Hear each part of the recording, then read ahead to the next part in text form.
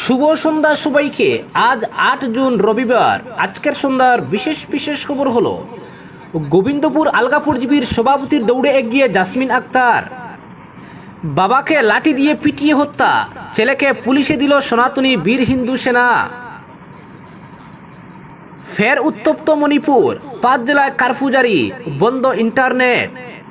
ভোটে কারচুপি, রাহুল গান্ধীর ৫ বিস্ফোরক অভিযোগ, অস্বস্তিতে কমিশন। মহাকুম্ভে পদপিষ্ট, ক্ষতিপূরণ না মেলায় হাইকোর্টের তীব্র ভর্ৎসনা উত্তরপ্রদেশ সরকারকে। কাছাড়ে বন্যা বিপর্যয়ের মধ্যে জেলা প্রশাসন ও স্বাস্থ্য বিভাগের চিকিৎসা পরিষেবা ত্রাণ শিবিরে। কাটিগড়ায় বিধায়কের ব্যক্তিগত তহবিল থেকে ত্রাণ সামগ্রী বন্টন। ২৬কে সামনে রেখে যুক্তফ্রন্ট গঠনের কাজ চলছে, বললেন সাংসদ অজিত ভুইয়া। আইজলে পৌঁছে যাচ্ছে রেল, হরতকি সাইরং সেকশনের সিআরএস পরিদর্শন। ৩৭ বছরের নিষ্ঠার স্বীকৃতি, বিজেপির টিকিট কোনাদকে। বরাক থেকে রাজ্যসভার ৭ম সাংসদ হবেন কবীন্দ্র তনয়। এবং সর্বশেষ খবরটি হলো বকেয়া পাওনা, ডলুবাগানে শ্রমিকদের বিক্ষোভ সমাবেশ। এবারে শুনুন বিস্তারিত খবর। বাঁশকান্দি উন্নয়ন খণ্ডের অধীন গোবিন্দপুর আলগাপুর জিপির সভাপতি চয়ন করতে জাসমিন আক্তার মজুমদারকে সমর্থন করলেন জিপির ৫ জন গ্রুপ সদস্যরা। এবার প্রথমবারের মতো নির্বাচিত গ্রাম পঞ্চায়েত সদস্যরা পঞ্চায়েত সভাপতি চয়ন করবেন। এতে জিপি সদস্যদের কদর বেড়ে গিয়েছে সম্ভাব্য জিপি সভাপতিদের কাছে। সভাপতি চয়ন করা হবে আগামী ২১ জুন থেকে ৩০ জুনের মধ্যে, কিন্তু ভোট গণনার পর থেকে জিপি সদস্যদের সমর্থন আদায় করতে মাথার গাম পায়ে ফেলছেন জিপি সভাপতি হতে ইচ্ছুকরা। শুরু হয়েছে গুড়া কেনা বেচার কাহিনী। এই ডামাডোলের মধ্যে গোবিন্দপুর আলগাপুর জিপির সভানেত্রী পদের দৌড়ে অনেকটাই অগ্রগতি লাভ করেছেন গ্রুপ সদস্য জাসমিন আক্তার মজুমদার। জাসমিন আক্তারের স্বামী নজির হোসেন মজুমদার ইতিমধ্যে অন্য ৫ জন জিপি সদস্যর সমর্থন নিয়ে দৌড়ে এগিয়ে রয়েছেন। জাসমিন আক্তার মজুমদারের সমর্থনে রয়েছেন সদস্য ইকবাল হোসেন লস্কর, সবজিল আহমেদ চৌধুরী, আলতাফ হোসেন লস্কর, জিপি সদস্য নুরুন নেহার বেগম চৌধুরী ও পম্পি রায়। এই ৬ জন নিয়ে সংখ্যাগরিষ্ঠ সংখ্যা অর্জন করতে সক্ষম হয়েছেন নজির আহমেদের স্ত্রী জাসমিন আক্তার মজুমদার। গত শুক্রবার জাসমিন আক্তার মজুমদারের বাড়িতে গিয়ে তাকে সমর্থন জানিয়েছেন অন্য ৫ জন জিপি সদস্য। গোবিন্দপুর আলগাপুর জিপির সভানেত্রী চয়নে এক চুক্তিপত্রে স্বাক্ষর পর্যন্ত চূড়ান্ত হয়েছে বলে জানা যায়। আগামী ২০ জুনের মধ্যে তারা বিজেপি দলে যোগদান করবেন। জাসমিন বেগমকে সভানেত্রী মনোনীত করার সভায় উপস্থিত ছিলেন তার স্বামী নজির আহমেদ মজুমদার, জিপি সদস্য ইকবাল হোসেন লস্কর, সদস্য সবজিল হোসেন চৌধুরী, সদস্য আলতাফ হোসেন লস্কর, জিপি সদস্য পম্পি রায়ের স্বামী অজিত রায়, জিপি সদস্য নুরুন নেহার বেগম চৌধুরী সহ বিশিষ্ট ব্যক্তিবর্গ। যথাক্রমে নবনির্বাচিত জেলা পরিষদ সদস্যর স্বামী আব্দুর রহিম লস্কর, প্রাক্তন শিক্ষক আব্দুল কুদ্দুস লস্কর, জহুর উদ্দিন লস্কর, প্রাক্তন শিক্ষক ময়নামিয়া মজুমদার সহ অনেকেই। পরবর্তী খবর, বাবাকে লাঠি দিয়ে পিটিয়ে হত্যা, ছেলেকে পুলিশে দিল সনাতনী বীর হিন্দু সেনা। অমানবিক এবং হৃদয় বিদারক ঘটনা শুধু ডেকিয়াজুলি নয়, পুরো সমাজকে কাঁপিয়ে দিয়েছে। বাবা ছেলের সম্পর্ককে কলঙ্কিত করেছে এক পাষণ্ড ছেলে। তার বাবাকে একটি লাঠি দিয়ে আক্রমণ করে হত্যা করেছে। অভিযোগ অনুযায়ী ডেকিয়াজুলি শহরের ৬ নম্বর ওয়ার্ডে ৬০ বছর বয়সী বৃদ্ধ কান্টু রজককে তার পুত্র মুনমুন রজক বাড়ির ভেতরে লাঠি দিয়ে পিটিয়ে হত্যা করেছে। জানা যায়, একটি ব্যক্তিগত বিরোধে বাবা এবং ছেলের মধ্যে শুরু হয়েছিল, যার পরে ভয়াবহ মোড়। রাগের তীব্রতায় মুনমুন নির্মমভাবে একটি লাঠি দিয়ে তার বাবাকে আঘাত করে গুরুতর আহত বাবাকে পরিবারের সদস্যরা একটি স্থানীয় ক্লিনিকে নিয়ে যায়, যদিও চিকিৎসার সময় তিনি শেষ নিঃশ্বাস ত্যাগ করেন। পরিবার ঘটনাটি গোপন রেখে কান্টু রজকের শেষকৃত্য সম্পন্ন করেন। পরিবার পক্ষই ঘটনাটি আড়াল করার চেষ্টা করে। স্থানীয় কিছু লোক ঘটনাটি প্রত্যক্ষ করেন বলে জানা যায়। এই প্রেক্ষাপটে হিন্দু জাতীয়তাবাদী সংগঠন সনাতনী বীর হিন্দু সেনা অভিযুক্ত মুনমুন রজককে আটক করে পুলিশের সুপোর্ট করেছে। পুলিশ ঘটনাস্থলে পৌঁছে অভিযুক্তকে গ্রেফতার করে এবং তদন্ত শুরু করে। পুলিশের মতে মুনমুন স্বীকার করেছে যে নৃশংস হত্যাকাণ্ডটি তার বাবার সঙ্গে বাড়িতে একটি তর্কের ফল শুরু করেছে। এই ঘটনা শুধু অঞ্চলে চাঞ্চল্য সৃষ্টি করেনি, বরং মানবতাকেও লজ্জিত করেছে, কারণ এতে একটি ছেলে তার নিজের বাবাকে হত্যা করেছে। পরবর্তী খবর, ফের উত্তপ্ত মণিপুর, ৫ জেলায় কারফিউ জারি, বন্ধ ইন্টারনেট। মণিপুরে অশান্ত হয়ে উঠছে পরিস্থিতি। নিয়ন্ত্রণে রাখতে মণিপুর সরকার ৫টি জেলায় কারফিউ জারি করেছে। এবং ইন্টারনেট ও মোবাইল ডেটা পরিষেবা স্থগিত করেছে। শনিবার রাতে মণিপুরের রাজধানী ইম্ফলে ব্যাপক প্রতিবাদের পর সরকার এই সিদ্ধান্ত নেয়। একটি মৈতেই সংগঠনের নেতা আরামবাই টেঙ্গুলের গ্রেফতারের খবরের পর রাজ্যে উত্তেজনা বৃদ্ধি পায়। প্রতিবেদন অনুযায়ী বিষ্ণুপুর জেলায় সম্পূর্ণ কারফিউ জারি করা হয়েছে। নেতার মুক্তির দাবিতে প্রতিবাদকারীরা কুয়াকেতাল এবং উরিপুকের মধ্যে টায়ার ও পুরনো আসবাবপত্রে আগুন ধরিয়ে দেয়। এক পুলিশ কর্মকর্তা জানান, এই এলাকাগুলিতে পরিস্থিতি নিয়ন্ত্রণে রাখতে অতিরিক্ত নিরাপত্তা বাহিনী মোতায়েন করা হয়েছে। আজ সকাল দিকে পরিস্থিতি উত্তেজনাপূর্ণ ছিল। রাজভবনের দিকে যাতায়াতকারী সড়কগুলিতে নিরাপত্তা জোরদার করা হয়েছে। অতিরিক্ত কেন্দ্রীয় বাহিনী মোতায়েন করা হয়েছে। পরবর্তী খবর, মহারাষ্ট্র বিধানসভা নির্বাচন 2024-এ বিজেপি ম্যাচ ফিক্সিং করেছে। বিস্ফোরক অভিযোগ আনলেন কংগ্রেস নেতা রাহুল গান্ধী। তার দাবি, 5 দফে চক্রান্ত করে ভোটের ফল প্রভাবিত করা হয়েছে। এই অভিযোগের সপক্ষে তিনি সিসিটিভি ফুটেজ প্রকাশের দাবি জানিয়েছেন।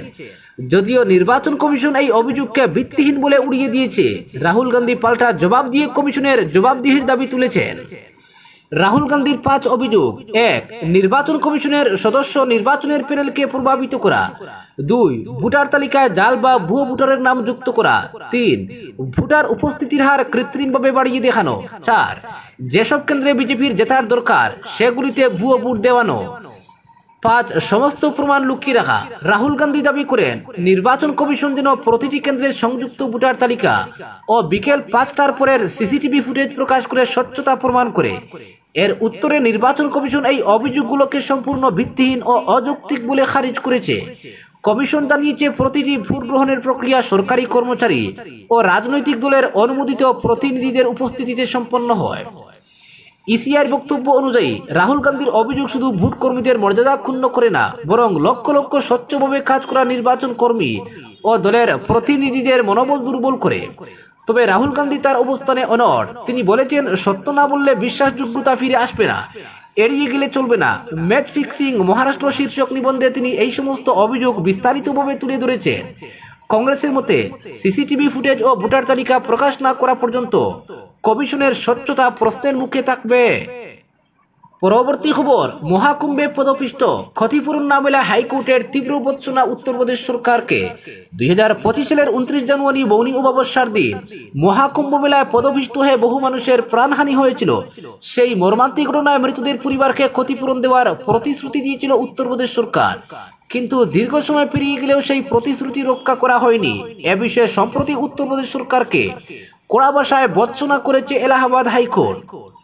আদালতের অবকাশকালীন বেঞ্চ সরকারের ভূমিকাকে অস্থির এবং নাগরিকদের দুর্দশার প্রতি উদাসীন বলে আখ্যা দিয়েছে।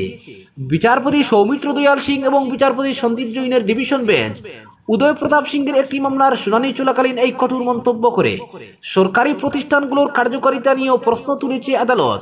উল্লেখ্য, উদয় প্রতাপ সিংয়ের স্ত্রী সুনয়না দেবী পদপিষ্ট হয়ে মারা গিয়েছিলেন। এই মামলায় মৃতার দেহের ময়নাতদন্ত না হওয়া এবং পরিবারকে তথ্য না জানানোর বিষয়টিকে গুরুতর ত্রুটি বলে উল্লেখ করেছে আদালত। পরবর্তী খবর, 26কে সামনে রেখে যুক্ত ফ্রন্ট গঠনের কাজ চলছে বললেন অজিত ভুইয়া। 2026 সালের রাজ্য বিধানসভা নির্বাচনকে সামনে রেখে একটি ঐক্যবদ্ধ বিরোধী মোর্চা গঠনের জোরদার প্রচেষ্টা চলছে।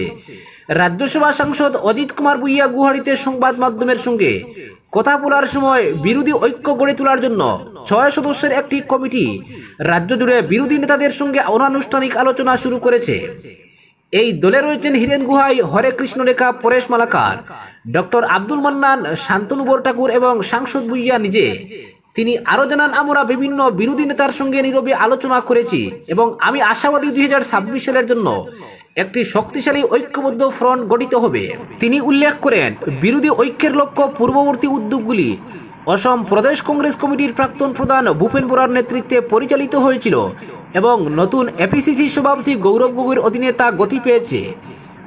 রাজ্যে বিরোধী দল ঐক্যবদ্ধ না থাকায় বিজেপি লাভবান হচ্ছে এবং তারা এই বিভাজন বজায় রাখার জন্য প্রচুর সময়, শক্তি এবং অর্থ বিনিয়োগ করছে বলে ভুইয়া অভিযোগ করেছেন।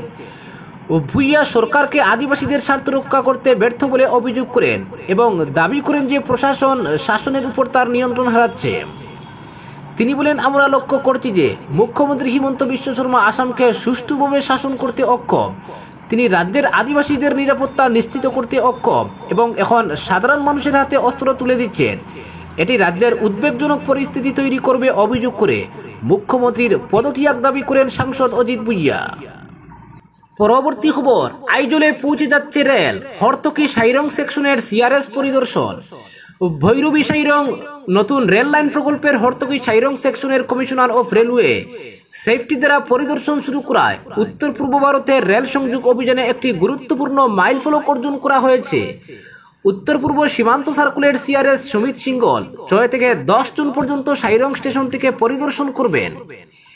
এই 33.864 কিলোমিটার অংশটি 51.38 কিলোমিটার ভৈরবী সাইরং নতুন লাইনের অংশ, যা উত্তর পূর্ব সীমান্ত রেলওয়ে দ্বারা একটি কৌশলগত রাজ্য রাজধানী সংযোগ প্রকল্প হিসেবে বাস্তবায়িত হচ্ছে। এই সেকশনের কাজ সফলভাবে সম্পূর্ণ হলে মিজোরাম শীঘ্রই আসাম, ত্রিপুরা এবং অরুণাচল প্রদেশের পরে চতুর্থ উত্তর পূর্ব রাজ্যে পরিণত হবে, যার রাজধানী রাষ্ট্রীয় রেল নেটওয়ার্কের সঙ্গে সংযুক্ত। সীমান্ত রেল সূত্রে বলা হয়েছে, প্রকল্পটি 4টি ভাগে বিভক্ত। ভৈরবী হরতকি 16.72 কিলোমিটার জুলাই 2024 চালু, হরতকি কাউনপুই 9.71 কিলোমিটার, কাউনপুই মুয়ালখাং 12.11 কিলোমিটার এবং মুয়ালখাং সাইরং 12.84 কিলোমিটার।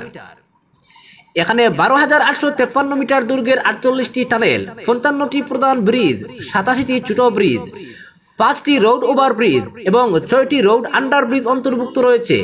উল্লেখ্য, ব্রিজ নং 196 একটি রেল পিয়ার ব্রিজ, যা 104 মিটার উচ্চতায় অবস্থিত, অর্থাৎ দিল্লির কুতুব মিনারের চেয়ে 42 মিটার উঁচু, যা এই রুটে একটি সফল ট্রায়াল রান ইতিমধ্যেই 1 মে 2025 তারিখে উত্তর পূর্ব সীমান্ত রেলওয়ের জেনারেল ম্যানেজারের উপস্থিতিতে করা হয়, যা আইজলের রেল সংযোগের যাত্রার জন্য একটি ঐতিহাসিক মুহূর্ত। 2025 সালের জুন পর্যন্ত প্রকল্পটি 94.52% অগ্রগতি অর্জন করেছে। ভৈরবী সাইরং রেলপথটি চালু হওয়ার পর মিজোরামের জন্য এক যুগান্তকারী পরিবর্তন আসবে বলে আশা করা হচ্ছে। উন্নত সংযোগ ব্যবস্থার ফলে প্রয়োজনীয় সরবরাহের সুযোগ বৃদ্ধি পাবে, দূরপাল্লার ভ্রমণ, যাত্রী ও মালবাহী উভয় বৃদ্ধি পাবে এবং পরিবহন খরচ উল্লেখযোগ্যভাবে হ্রাস পাবে। এই লাইনটি স্থানীয় পর্যটন বৃদ্ধি, ক্ষুদ্র শিল্পকে উৎসাহিত করা এবং সমগ্র অঞ্চলে আর্থসামাজিক উন্নয়নের জন্য আশা করা হচ্ছে। সিআরএস পরিদর্শন এবং প্রয়োজনীয় সেফটি ক্লিয়ারেন্স সফলভাবে সম্পন্ন হওয়ার পর নতুন লাইনের আনুষ্ঠানিক উদ্বোধন সম্ভবত 17 জুন 2025 তারিখের পরে হবে। মিজোরাম এবং বৃহত্তর উত্তর পূর্বাঞ্চলের জনগণের জন্য প্রকল্পটি দ্রুত চালু করার জন্য উত্তর পূর্ব সীমান্ত রেলওয়ে প্রতিশ্রুতিবদ্ধ। আজকের বিশেষ সংবাদ এখানেই সমাপ্ত।